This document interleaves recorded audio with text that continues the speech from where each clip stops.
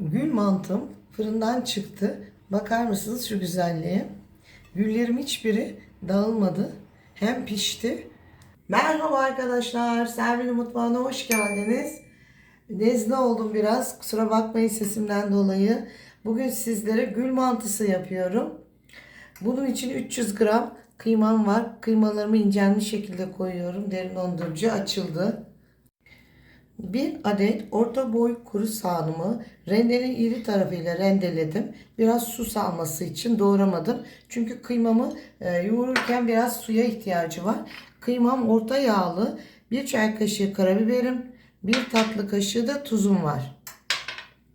Hepsini birlikte güzelce soğanı kıymama yediriyorum. Kıymam hazır. Dolaba koyuyorum. Bir su bardağı un. 2. su bardağı unumu ilave ediyorum. 1 tatlı kaşığı tuzumu ilave ediyorum.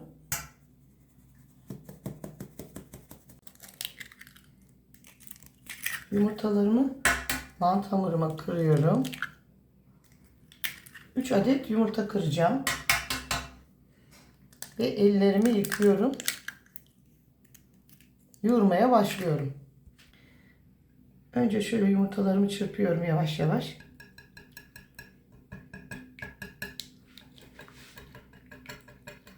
Beyazıyla sarısı güzelce karışsın.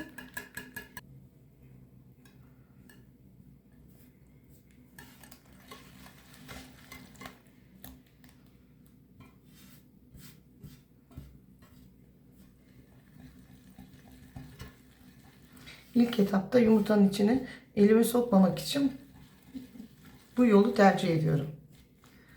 Şimdi artık elimle yavaş yavaş yoğurmaya başlıyorum.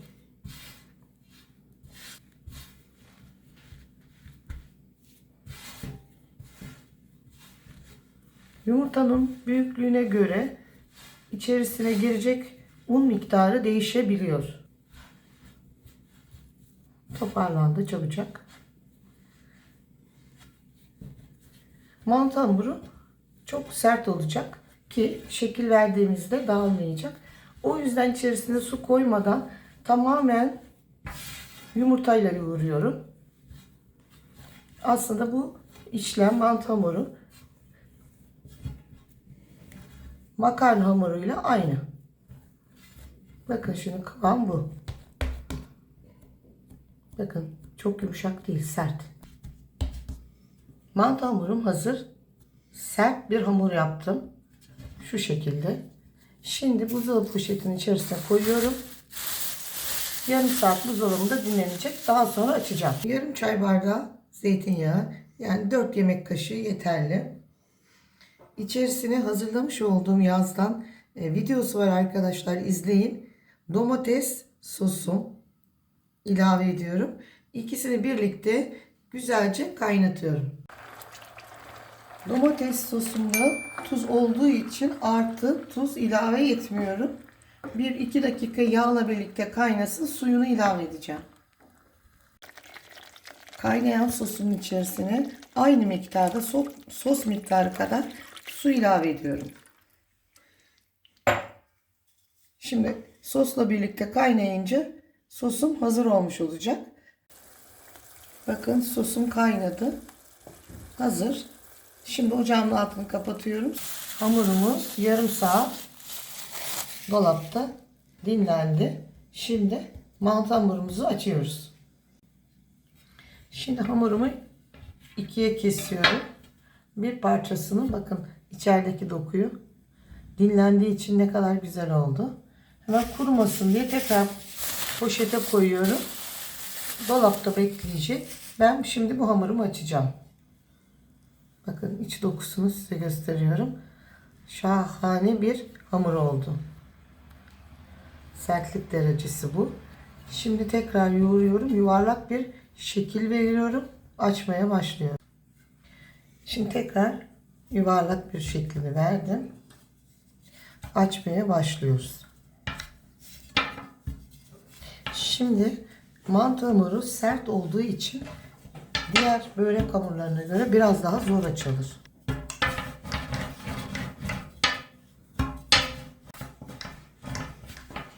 Şimdi saymadan bu şekilde büyüttüm. Şimdi artık sarma işlemi başlıyor.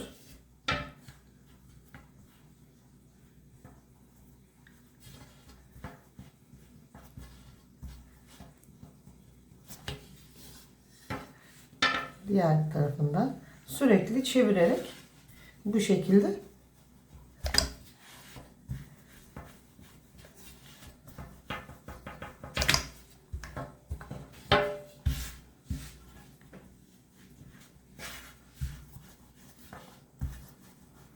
atlatıyoruz. Hep kenarlardan arkadaşlar. Kenarların ince kalması için. Bakın ne kadar kolay açılıyor. Bu şekilde devam ediyoruz. Şöyle arkadaşlar kare şeklinde açmaya çalıştım. Ve daha sonra şöyle 4 parmak kalınlığında şöyle oklavamı koyuyorum. Oklavaya koyarsanız çok çabuk şöyle ölçüyorum bakın. Tamam mı?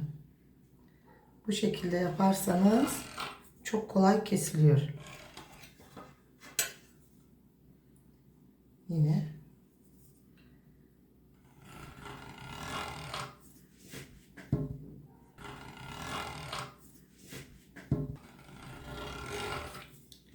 yani lazanya hamurumuzu kendimiz yapmış oluyoruz. Bir gün size lazanya çekimi de yapacağım.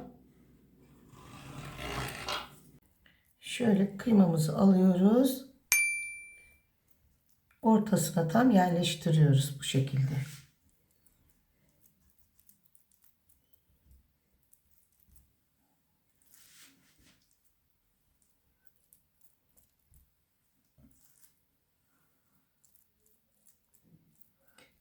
Soğanı rendelememdeki amaç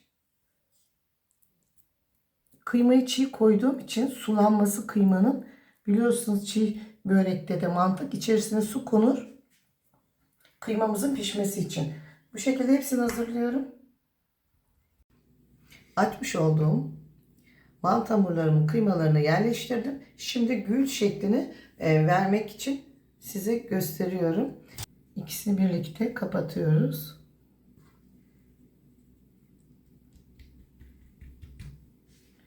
Daha sonra bu taraftan gireyim. Şu şekilde bakın.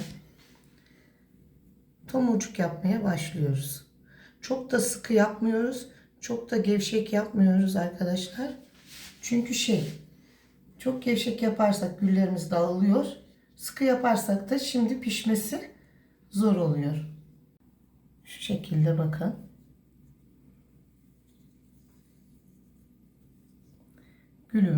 Gül mantımız bu şekilde hazır. Fakat şunu mutlaka yapıştırmak için hafif son kalan kısmını altına koyuyoruz ve elimizle yapıştırıyoruz. Şeklimiz bu. Tepsimize sıralamaya başlıyorum. Şu şekilde ortalıyoruz. Bakın. Hazır. Daha sonra şu şekilde tomurcuk yapıp gülümüzü sarmaya devam ediyoruz.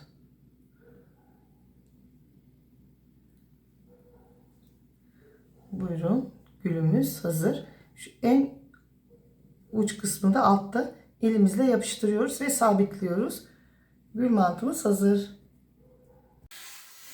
Bakın ikinci hamurumu da açtım. Son kez bir kez daha doluyorum. Size göstereceğim. Şu şekilde yapıyoruz. Bakın. Şuradan değil arkadaşlar. Bakın en sonunda böyle yapıyorsunuz. 1, 2, 3. Bakar mısınız şuradaki bolluğa? Nasıl bollaşma başladı? İşte o hamur kendi kendine şu şekilde.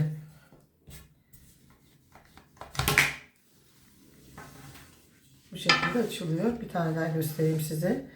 Yine.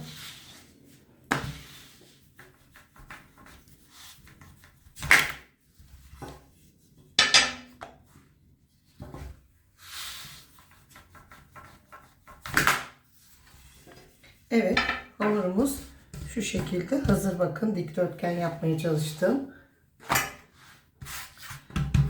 Çok güzel oldu. Sırf yumurta, içinde su yok. Şimdi kesme işlemini yapıyorum. Fakat önce inceliğini göstermek istiyorum size.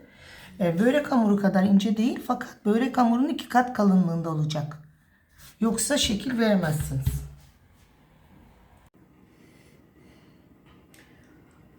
Şimdi ısıya dayanıklı kabımın içerisine sosumu alıyorum.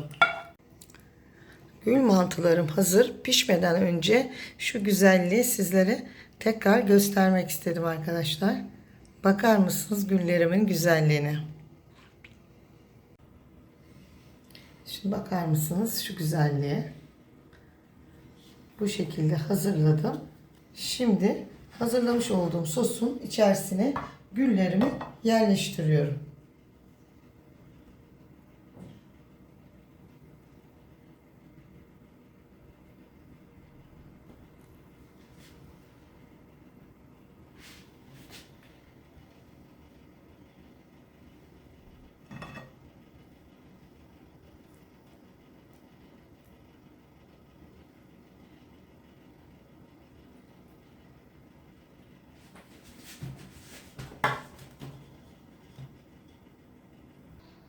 Domates sosunun üzerine güllerimi ilave ettim. Şimdi üzerlerine kapatarak 180 derece fansız fırında pişmeye gidiyorlar. Şimdi gül mantımın üzerine bu şekilde kapatıyorum. Üzerine de kağıt bırakıyorum. Hava almaması için ıslattım. Bakın deliklerinden. Önce buharla pişsin, daha sonra kapağı alacağım, üzerini kızartacağım. Son 5 dakika üzeri açık şekilde pişiriyorum. Mantılarım fırından çıktı. Domates sosunu da içine çekti. Güllerim hiç bozulmadan bakın. Çok güzel pişti. Bu güzel tarifimi sizlere öneriyorum. Eğer gül mantımı beğendiyseniz ve hala abone değilseniz lütfen kanalıma abone olmayı, beğenmeyi, yorum yazmayı, bundan sonraki tariflerimden haberdar olmak için lütfen zil tuşuna basınız. Hoşça kalın. Gül mantım fırından çıktı. Bakar mısınız şu güzelliğe? Güllerim hiçbiri dağılmadı. Hem pişti. Dilerseniz bu şekilde sarımsaklı yoğurt koydum ben tabağımın altına. Şimdi üzerine bir tane mantı koyuyorum. Dilerseniz sarımsaklı yoğurt koymadan da sunum yapabilirsiniz. Şu şekilde. Şimdi tadım aşaması. Şimdi şu şekilde. Bakın ne kadar güzel pişmiş. Şöyle kıymaları. Buyurun, hepinize afiyet olsun. Davet sofralarınızı bu güzel şıklık muhteşem lezzetli oluyor.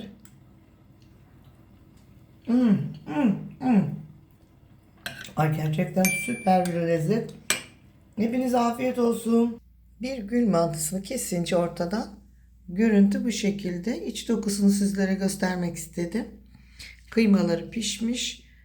Mantı hamurumuz pişmiş. Dağılmadan.